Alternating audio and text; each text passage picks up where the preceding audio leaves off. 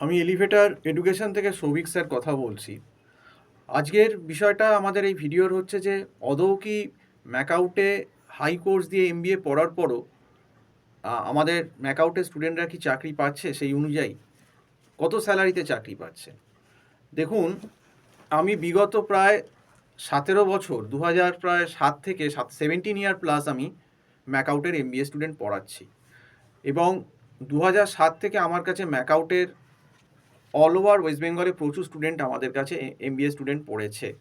কারণ এলিভেটর এডুকেশনের কিন্তু ইতিহাসটা প্রায় 2007 থেকে, যখন আমরা অফলাইন ক্লাস করাতাম সেই সময়টাও আমরা দেখেছি 17 বছর আগে, আর বর্তমানে এখন 2025-এও দেখতে পাচ্ছি।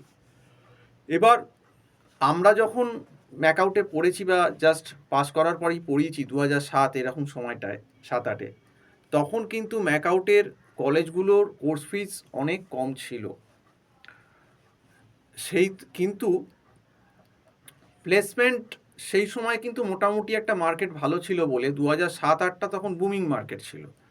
সেই সময়টায় কিন্তু মানে এই রিজিশন হওয়ার আগে 2008-এর লাস্টে একটা রিজিশন এসেছিল, তার আগে 2007 বা 8 অবধি কিন্তু মার্কেট ঠিক ছিল।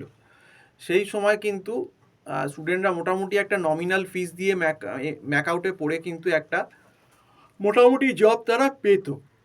মোটামুটি স্টার্টিংয়ে 12-15 এরকম পাচ্ছিল, 10-12। তখন কিন্তু 10-12-15 যথেষ্ট একটা ভ্যালু রাখতো, কারণ আজ থেকে আমি কথাটা 17 বছর আগের বলছি। এবং সেই সময় আমার স্টুডেন্টরা যারা ভালো প্লেসমেন্ট পেত, ধরো এমএনসিতে যারা পেয়েছে এমবিএ, আমারই এক স্টুডেন্ট আছে আইএমএ দেবারতী বলে, সে তখন বোধহয় সেই টাইমে বোধহয় ইন্টারভিউ ক্র্যাক করে টিসিএসে পেয়েছিল বিটেক এমবিএ ফাইন্যান্স। তো সেই সময় কিন্তু সে প্রায়, আমি যা শুনেছিলাম কেটে কুটে, তখনই 40-42 এরকম বোধহয় পেত।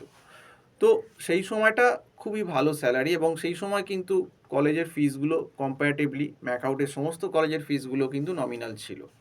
কিন্তু তারপর 2008-9-10-11 পর থেকে আস্তে আস্তে ম্যাকআউটের সমস্ত কলেজের ফিসগুলোই বাড়তে শুরু করে, এটা আমরা দেখলাম। কিন্তু ফিস বাড়ার সাথে সাথে যখন তুমি কোনো জিনিসের দাম বাড়াও, ইকোনমিক্সের নিয়ম তো তাই বলে, তার কোয়ালিটিটা ইমপ্রুভ হওয়া উচিত।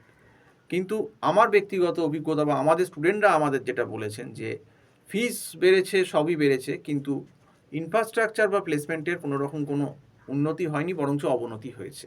এটা তাদের বক্তব্য, এটা আমার বক্তব্য না, এটা স্টুডেন্টরা বলেছে। এবং অনেক ক্ষেত্রেই দেখা গেছে যে ম্যাকআউটের বেশিরভাগ কলেজেই কিন্তু এমবিএতে সেলস ওরিয়েন্টেড প্লেসমেন্টই বেশি, মানে মার্কেটিং সেলসেই বেশিটা ঠেলার চেষ্টা করে, এটা সবাই জানে, এটা কোনো লুকোছাপার ব্যাপার না।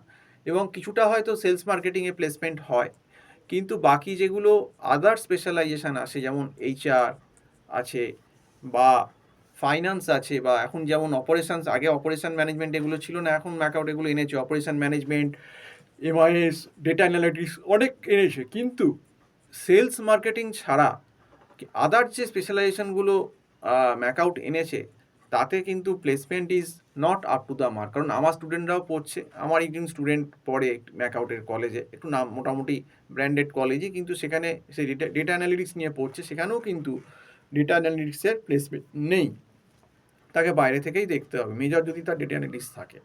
তো এটা খুব পরিষ্কার কথা। এবং সত্যি কথা বলতে ডেটা অ্যানালিটিক্স পড়াবার লোকও নেই মার্কেটে, একদম নতুন জিনিস এনেছে মার্কেটে, ম্যাকআউটে পড়াবার লোক খুব কম। এবং সবথেকে বড় কথা যে কলেজ যে এখন ম্যাকআউটের এত হাই ফিস নিচ্ছে, কিছু কিছু কলেজ তো আমি শুনেছি 6.5, 7, 7.5, 8 লাখ অবধিও গেছে, এগুলো খুব ব্র্যান্ডেড কলেজ, কিন্তু সেখানেও আমার স্টুডেন্ট পড়ে।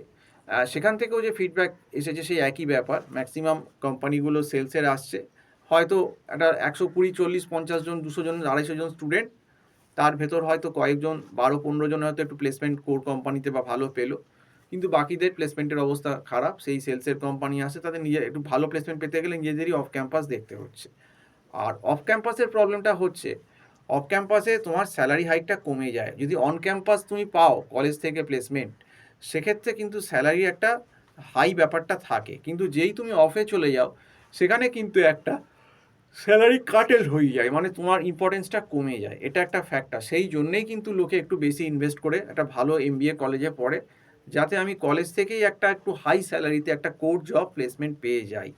সেক্ষেত্রে কিন্তু আমি বলবো যে ম্যাকআউটের কিন্তু কিছুটা ল্যাগ আছে, কারণ যেহেতু আমাদের ছাত্রছাত্রীরা ম্যাকআউটে অনেকেই বহু বছর ধরে পড়েছে, এবং এখন মার্কেটটাও খুব একটা ভালো না। এই বছর 2024-25 এর মার্কেট ইজ নট, ইকোনমির অবস্থা ভালো নয়। গ্রোথটা অনেক ইকোনমিক স্লো আছে। সেই জন্যে এখন রিকোয়ারমেন্টটাও অনেক কম আছে। তুমি জানো যে তোমার অনেকেই টিসিএসেও কার্টেল চলছে, প্লাস ইনফোসিসেও প্রচুর কার্টেল করেছে এমপ্লয়ি। তো সেক্ষেত্রে অবস্থাটা ভালো নয় বলেই ব্যাপারটা আরও কঠিন হয়ে যাবে। তবে আমি এটাই স্টুডেন্টদের দেবো যে তোমরা যদি ম্যাকআউটে পড়তেও আসো, তোমরা ম্যাকআউটে একটা মোটামুটি যে কলেজগুলো একটু নমিনাল ফিজ আছে সেই কলেজগুলো দেখতে পারো।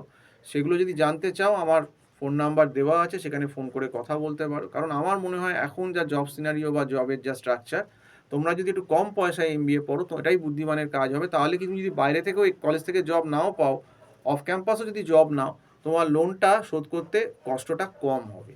কারণ দেখো ওই 7-8 লাখ টাকার লোন নিয়ে তুমি ভাবলে যে একটা বিশাল কিছু হয়ে যাবে, আমার কলেজ ধরিয়ে দেবে, এরকম কিন্তু এখন আর ব্যাপারটা নেই সত্যি কথা বলতে।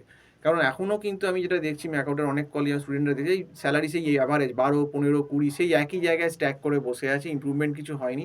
ইনফ্লেশন বেড়েছে কিন্তু স্যালারি হাইক কিছুই হয়নি, এবং প্লেসমেন্টের অবস্থা কিন্তু দিনকে দিন আরও খারাপ জায়গায় যাচ্ছে। তো এটাই আর কি তোমাদের বলার ছিল।